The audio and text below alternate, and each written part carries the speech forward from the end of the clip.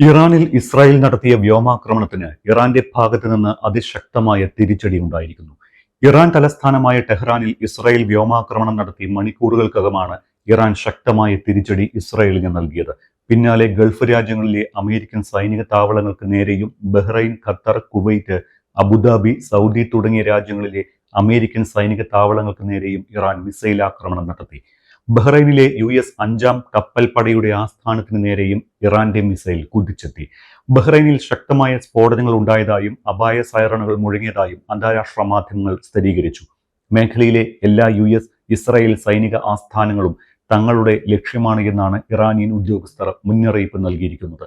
ഇസ്രായേലിന് പിന്നാലെ അയൽ രാജ്യങ്ങളിലെ അമേരിക്കൻ സൈനിക കേന്ദ്രങ്ങളിലേക്കും യുദ്ധം വ്യാപിക്കുന്നത് പശ്ചിമേഷ്യയെ അതീവ ഗുരുതരമായ സാഹചര്യത്തിലേക്ക് മാറ്റുമെന്ന് ഉറപ്പാണ്.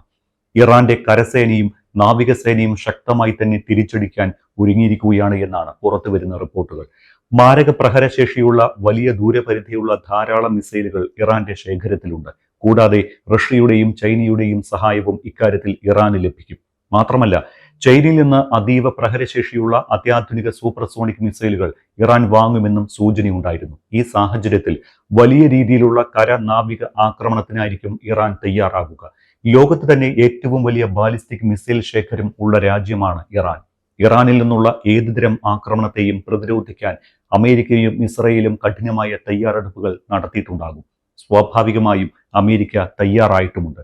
ഇസ്രായേലിന് നേർക്കുള്ള മിസൈൽ ആക്രമണം തടയുന്നതിന് ഠാഡ് എന്ന മിസൈൽ പ്രതിരോധ സംവിധാനവും പാട്രിയറ്റും അമേരിക്ക ഇസ്രായേലിന് സംരക്ഷണമായി ഒരുക്കിയിട്ടുണ്ട്. ഇതുകൂടാതെ ചെങ്കടലിൽ അമേരിക്കയുടെ മിസൈൽ ഡിസ്ട്രോയറായ ഡെൽബർട്ട് ഡി ബ്ലാക്ക് എന്ന യുദ്ധക്കപ്പലും ആക്രമിക്കുന്നതിനായി USS ജെറാൾഡ് ആർ ഫോർഡും ഇസ്രായേലിന്റെ കടൽ തീരത്ത് നങ്കൂരമിട്ടിട്ടുണ്ട്. അതുകൊണ്ട് തന്നെ ഇറാൻ ആക്രമണത്തെ നേരിടാമെന്ന ആത്മവിശ്വാസം ഇസ്രായേലിനും അമേരിക്കയ്ക്കുമുണ്ട്. ഇതിനെല്ലാം പുറമെ ഇസ്രായേലിന്റെ അയൺ ഡോം പോലുള്ള മിസൈൽ പ്രതിരോധ സംവിധാനങ്ങളും സജ്ജമായിട്ടുണ്ട്. അതിനർത്ഥം വലിയ സജ്ജീകരണങ്ങളോടെ തന്നെയാണ് ഇസ്രായേലും അമേരിക്കയും ഇറാനിൽ ആക്രമണം നടത്തിയിരിക്കുന്നത്. ആണവ ചർച്ചകൾ നടക്കുന്ന ഘട്ടത്തിൽ തന്നെ തങ്ങളുടെ നേർക്ക് ഏതു സമയവും ആക്രമണം ഉണ്ടാകുമെന്ന് ഇറാൻ കണക്കുകൂട്ടിയിരുന്നതാണ്. ഇസ്രായേലായിരിക്കും തങ്ങളെ ആദ്യം ആക്രമിക്കുക എന്ന കാര്യവും ഇറാൻ നേരത്തെ പറഞ്ഞിട്ടുണ്ടായിരുന്നു. അന്നത്തെ ഇറാന്റെ വാക്കുകൾ അന്വർത്ഥമാക്കിക്കൊണ്ട് ഇന്ന് ഇസ്രായേൽ തന്നെയാണ് ഇറാനെ ആദ്യം ആക്രമിച്ചതും. യുദ്ധം അവസാനിപ്പിക്കുന്നത് തങ്ങളായിരിക്കുമെന്ന് ഇറാനും മുൻപ് വ്യക്തമാക്കിയിരുന്നു. പറഞ്ഞതുപോലെ ബാലിസ്റ്റിക് മിസൈലുകൾ ഉപയോഗിച്ച് ഇറാൻ തിരിച്ചടിക്കുകയും ചെയ്തു. ആക്രമണം പ്രതീക്ഷിച്ചിരുന്നതിനാൽ തന്നെ ഇറാൻ പരമോന്നത നേതാവ് ആയത്തുള്ള അലി ഖമനേയെ ഏറെ മുൻപേ തന്നെ സുരക്ഷിത താവളത്തിലേക്ക് മാറ്റി. ഖമനയുടെ ഓഫീസുകൾക്ക് സമീപമാണ് ആദ്യ ആക്രമണം നടന്നത് എന്നാണ് റിപ്പോർട്ട്. ആക്രമണം നടക്കുമ്പോൾ ഖമനി ഓഫീസിൽ ഉണ്ടായിരുന്നില്ല എന്ന് ഉറപ്പാണ്. അദ്ദേഹത്തെ സുരക്ഷിത താവളത്തിലേക്ക് മാറ്റിയിട്ടുണ്ട് എന്ന സ്ഥിരീകരിക്കപ്പെടാത്ത റിപ്പോർട്ടുകളും പുറത്തു വരുന്നുണ്ട്. US-മായുള്ള നയതന്ത്ര സംഘർഷം വർദ്ധിച്ചപ്പോൾ തന്നെ കുറച്ചു ദിവസങ്ങളായി അദ്ദേഹത്തെ പൊതുവേദികളിൽ കണ്ടിട്ടില്ല. ഇറാന്റെ ആണവ പദ്ധതിയിൽ കരാറിലെത്തുന്നതിന് സമ്മർദ്ദം ചെലുത്തുന്നതിനായി മേഖലയിൽ വൻതോതിൽ യുദ്ധവിമാനങ്ങളും പടക്കപ്പലുകളും US നേരത്തെ തന്നെ വിന്യസിച്ചിട്ടുണ്ട്. ഈ സമയം തന്നെയാണ് ആക്രമണം നടന്നിരിക്കുന്നത് എന്നതും ശ്രദ്ധേയമാണ്. മാത്രമല്ല, ഇറാൻ തിരിച്ചടി തുടങ്ങിയതോടെ ഏറ്റവും അധികം ആശങ്കയിലായിരിക്കുന്നത് പശ്ചിമേഷ്യൻ മേഖലയിലെ ഗൾഫ് രാഷ്ട്രങ്ങളാണ്. ഇറാനെതിരെ ആക്രമണം നടന്നാൽ ഗൾഫ് മേഖലയിലെ US സൈനിക താവളങ്ങൾ ലക്ഷ്യം വെക്കുമെന്ന് നേരത്തെ തന്നെ ഇറാൻ മുന്നറിയിപ്പ് നൽകിയതാണ്. US-ന്റെ ഏറ്റവും വലിയ സൈനിക താവളമായ ഖത്തറിലെ അൽ ഉദൈദിൽ നിന്നടക്കം പൂർണ്ണമായും സൈനികരെ ഒഴിപ്പിച്ചിരിക്കുകയാണ്. യന്ത്ര സംവിധാനങ്ങൾ മാത്രമാണ് ഇവിടെ ഇനിയുള്ളത്. ഇറാനെ ആക്രമിച്ചാൽ കനത്ത തിരിച്ചടി നൽകുമെന്ന് മുന്നറിയിപ്പ് നൽകിയിരുന്നതാണ് എന്നും, എന്നാൽ അത് വകവയ്ക്കാതെ നടത്തിയ ആക്രമണത്തിന് അമേരിക്ക വലിയ വില കൊടുക്കേണ്ടി വരുമെന്നും ഇറാൻ തുറന്നടിച്ചു. ഞങ്ങൾ മുന്നറിയിപ്പ് നൽകിയിരുന്നു. ഇപ്പോൾ നിങ്ങളൊരു പാത തുറന്നിരിക്കുകയാണ്. അതിന്റെ അവസാനം നിങ്ങളുടെ നിയന്ത്രണത്തിലായിരിക്കില്ല എന്നാണ് ഇറാൻ പാർലമെന്റിലെ ദേശീയ സുരക്ഷാ കമ്മീഷൻ തലവൻ ഇബ്രാഹിം അസീസി സമൂഹ മാധ്യമമായ എക്സിൽ കുറിച്ചിരിക്കുന്നത്. ഇസ്രായേലിലേക്ക് 50ഓളം മിസൈലുകൾ തൊടുത്തുവിട്ടാണ് ഇറാൻ ആദ്യം തിരിച്ചടി തുടങ്ങിയത്. മുൻപുണ്ടായിട്ടുള്ള ഒരു കൂട്ടം മിസൈലുകൾ ഒരുമിച്ചയക്കുന്ന അതേ ആക്രമണ രീതി തന്നെയാണ് ഇറാൻ പ്രത്യാക്രമണത്തിന് ഉപയോഗിച്ചിട്ടുള്ളത്. ഖത്തറിലെ അൽ ഉദൈദ് എയർബേസ്, കുവൈത്തിലെ അൽ സലീം എയർബേസ്, UAE-യിലെ അൽ ദാഫ്ര എയർബേസ്, ബഹ്റൈനിലെ US നേവിയുടെ 5-ാം കപ്പൽപ്പട എന്നിവയാണ് ലക്ഷ്യമിട്ടത് എന്ന് ഇറാന്റെ വാർത്താ ഏജൻസിയായ ഫാർസ് ന്യൂസ് ഏജൻസി റിപ്പോർട്ട് ചെയ്യുന്നു. ഇസ്രായേലിലെ വിവിധ നഗരങ്ങളിൽ മിസൈലുകൾ പതിച്ചതായും അപായ സൈറണുകൾ മുഴങ്ങുന്നതായും അന്താരാഷ്ട്ര മാധ്യമങ്ങൾ റിപ്പോർട്ട് ചെയ്യുന്നുണ്ട്. ഇറാൻ മിസൈലുകൾ ഇസ്രായേലിൽ പതിച്ചുവെന്ന് ഇസ്രായേൽ സേനയും വ്യക്തമാക്കിയിട്ടുണ്ട്. ആക്രമണ ശ്രമം ഉണ്ടായി എന്നാണ് ഇസ്രായേൽ പറയുന്നത്. എന്നാൽ ആക്രമണത്തിന്റെ തോതിനെ കുറിച്ച് ഇതുവരെ പ്രതികരിച്ചിട്ടില്ല. ഇറാന്റെ തിരിച്ചടി ആക്രമണ സാധ്യത മുൻകൂട്ടി കണ്ടുകൊണ്ട് ഇസ്രായേൽ രാജ്യത്തുടനീളം അടിയന്തരാവസ്ഥ പ്രഖ്യാപിക്കുകയും ജനങ്ങളോട് ബങ്കറുകളിലേക്ക് മാറാൻ നിർദ്ദേശിക്കുകയും ചെയ്തിരുന്നു. ഇറാന്റെ പ്രത്യാക്രമണം അതിശക്തമായിരിക്കുമെന്ന് നേരത്തെ തന്നെ മുന്നറിയിപ്പ് നൽകിയിരുന്ന സാഹചര്യത്തിൽ മേഖലയിൽ വൻ യുദ്ധത്തിനുള്ള സാധ്യതയാണ് നിലവിലുള്ളത്.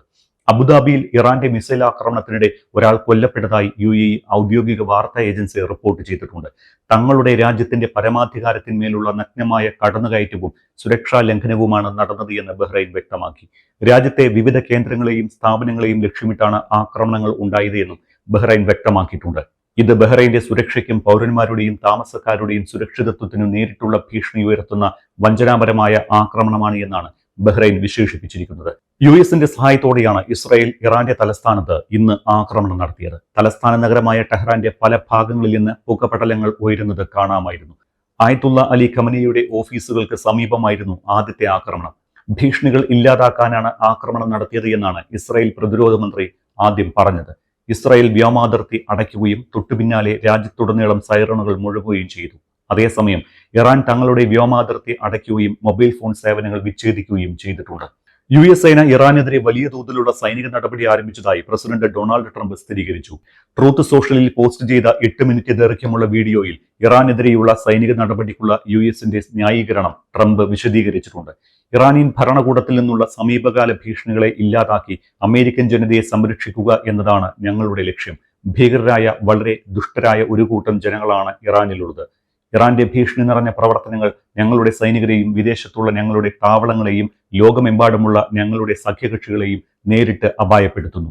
47 വർഷമായി ഇറാനിയൻ ഭരണകൂടം US-നെ നശിപ്പിക്കാൻ ആഹ്വാനം ചെയ്യുകയും അമേരിക്കയെയും ഞങ്ങളുടെ സൈനികരെയും നിരവധി രാജ്യങ്ങളിലെ നിരപരാധികളായ ജനങ്ങളെയും ലക്ഷ്യമിട്ട് രക്തച്ചൊരിച്ചിലിന്റെയും കൂട്ടക്കൊലയുടെയും പ്രചാരണം നടത്തുകയും ചെയ്യുന്നുവെന്നാണ് ട്രംപ് പറഞ്ഞിരിക്കുന്നത്.